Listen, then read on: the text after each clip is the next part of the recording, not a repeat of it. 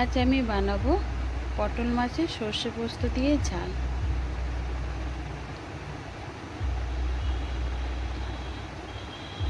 প্রথমে আমি মাছগুলোকে ভেজে নেব, হালকা করে ভাজবো।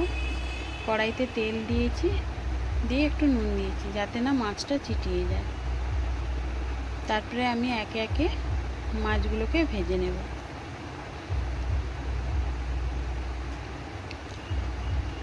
মাছগুলো ভাজা হয়ে গেছে, এবারে আমি ওই তেলেই কালো জিরে ফোড়ন দেব।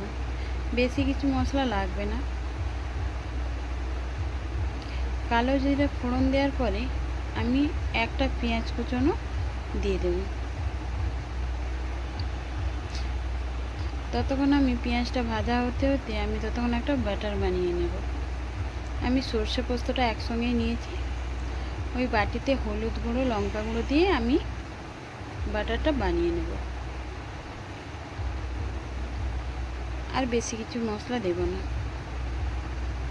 ভালো করে মিক্সড করে নিও।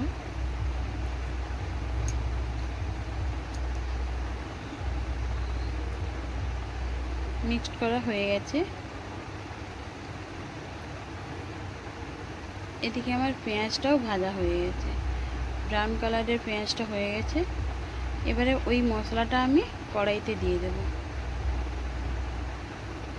পরিমাণ মতো জল দেব, একটু মাছটা ফুটতে দেব, সেই অনুপাতেই জলটা দেব।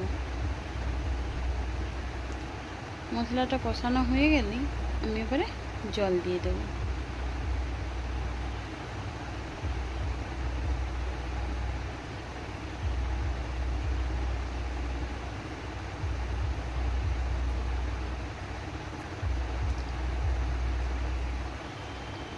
একটু ফুটে উঠলেই ভেজে রাখা মাছগুলো আমি একে একে দিয়ে দেব। ওখানেই মাছটা একটু সময় ফুটতে সময় লাগবে।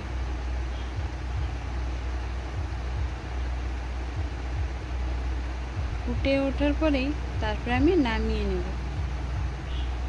এই মাছের রেসিপিটা একবার খেলে ইলিশ মাছকে হার মানাবে।